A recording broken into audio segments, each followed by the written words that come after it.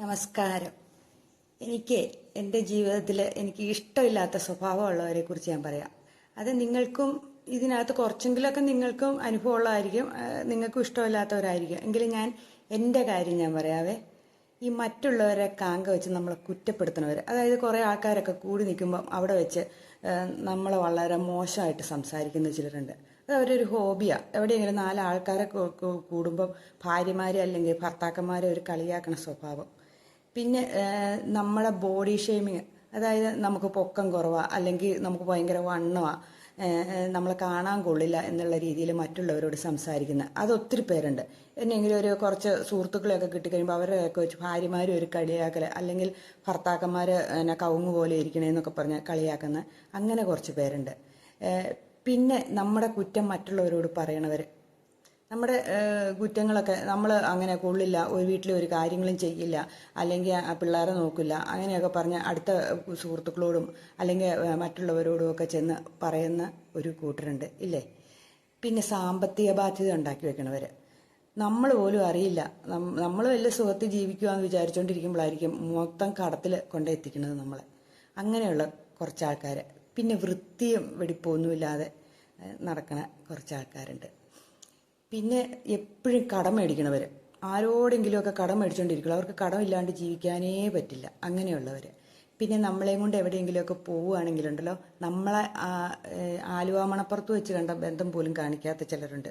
നമ്മുടെ മുമ്പേ അങ്ങ് പോയേക്കും. അവർ നമ്മുടെ കൂടെ ഉള്ളതാണോ, നമ്മളോടൊന്ന് മിണ്ടാനോ ഒന്ന് സ്നേഹത്തോടെ വിളിക്കാനോ ഒന്നും അവർ റെഡിയല്ല. അവരങ്ങ് പോയേക്കും അവരുടെ കാര്യവും നോക്കി. അങ്ങനെയുള്ള കുറച്ച് പേരുണ്ട്. പിന്നെ കുറച്ച് പേരുള്ളത് പിന്നെ വീട്ടിലെ കാര്യങ്ങളൊന്നും നോക്കാണ്ട് മറ്റുള്ളവർക്ക് വേണ്ടിയിട്ട് എല്ലാ കാര്യങ്ങളും ചെയ്തുകൊണ്ട് നടക്കുന്നവർ. അതായത് പാത്രം എറിഞ്ഞ് ദാനം ചെയ്യാവുള്ളൂ നമ്മൾ പറയില്ലേ, ഇതതുപോലെയാണ്.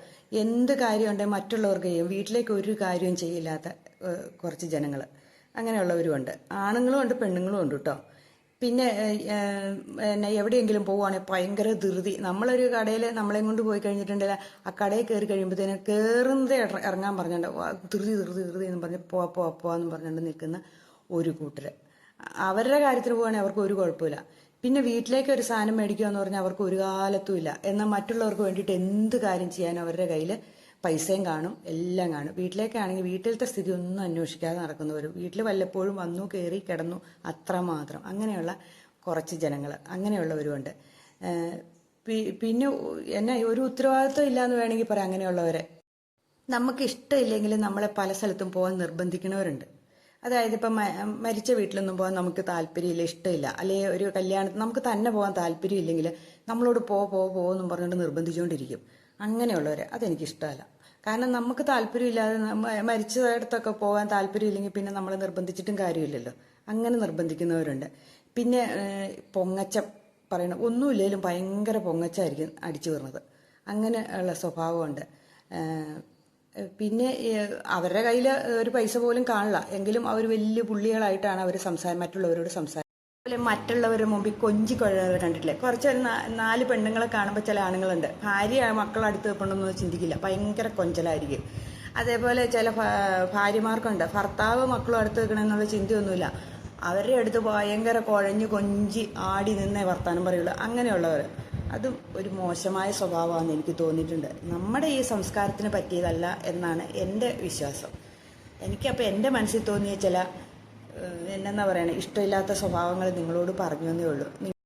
എപ്പോഴും നുണ പറയണവർ ചിലരുണ്ട്, നുണയേ പറയുള്ളൂ. എന്ത് കാര്യമാണെങ്കിലും അവർ സത്യം പറയില്ല, അവർ നുണയേ പറയുള്ളൂ. അങ്ങനെയുള്ളവർ ഇപ്പം അടുത്തെവിടെയെങ്കിലും പോകുകയെന്ന് പറഞ്ഞിട്ടുണ്ട്, അവർ എറണാകുളത്ത് പോയവരായിരിക്കും അടുത്താ പോയെന്ന് പറയും. അങ്ങനത്തെ നുണകൾ മാത്രം പറയുന്ന ഒരു കൂട്ടരുണ്ട്. പിന്നെ എന്നാ പറയണേ, സാമ്പത്തിക കാര്യത്തിൽ യാതൊരു അച്ചടക്കവും ഇല്ലാതെ എല്ലാം ധാരാളിച്ച് കളഞ്ഞത്. പിന്നെ സ്ത്രീധനം ചോദിച്ചു വാങ്ങുന്നവർ, സ്ത്രീധനം ചോദിച്ചു വാങ്ങുന്നതിനല്ല, ആ പെങ്കൊച്ചിന് കിട്ടിയ സർവ്വതും നശിപ്പിക്കുകയും കൂടെ ചെയ്തിട്ട് അവരെ ഒന്നും അറിഞ്ഞില്ല എന്ന് ഭാവിക്കുന്ന ഒരു കൂട്ടരുണ്ട്. നീയും കൂടെ കൂടിയല്ലേ കളഞ്ഞെന്നുള്ള രീതിയിൽ തന്നെ പറയുന്ന ആ കൊച്ചു അറിഞ്ഞതുപോലും ആയിരിക്കില്ല, അങ്ങനെ പറയുന്ന ഒരു കൂട്ടരുണ്ട്. പിന്നെ മറ്റുള്ള ആൾക്കാരുടെ ഇടയ്ക്ക് വെച്ച് ഭാര്യേനെ അല്ലെ ഭർത്താവിനെ കുറ്റം പറഞ്ഞുകൊണ്ട് വലിയ ആൾ കളിക്കുന്ന കുറച്ച് ആൾക്കാരുണ്ട്. ഇങ്ങനെ ഒത്തിരി പേരുണ്ട്. ഇതൊന്നും ആയില്ല, ഇനിയുണ്ട് ഇതുപോലെയുള്ള ഒത്തിരി ജനങ്ങൾ. ഞാനപ്പോൾ എനിക്ക് മനസ്സിൽ തോന്നിയ കുറച്ച് പേരുടെ കാര്യം പറഞ്ഞു എന്നേ ഉള്ളൂ. നിങ്ങൾക്കും ഇങ്ങനെയുള്ള അനുഭവങ്ങളൊക്കെ ഉണ്ടായി കാണില്ലേ? ഒന്ന് ചിന്തിച്ച് നോക്കി. ഇങ്ങനെയുള്ള ആൾക്കാർ ഇഷ്ടം പോലെയുണ്ട്. ഈ പൊങ്ങച്ചവും പറഞ്ഞുകൊണ്ട് നടക്കണ ഒരു പ്രയോജനവും ഇല്ലാത്തവർ. വീട്ടിന് യാതൊരു ഗുണമില്ല അവരെ കൊണ്ട്. മറ്റുള്ളവർക്കും എന്തെങ്കിലും ഗുണമുണ്ടെങ്കിൽ ഇവരെ പറ്റിച്ചോണ്ട് പോകാൻ എളുപ്പം ആൾക്കാർക്ക്.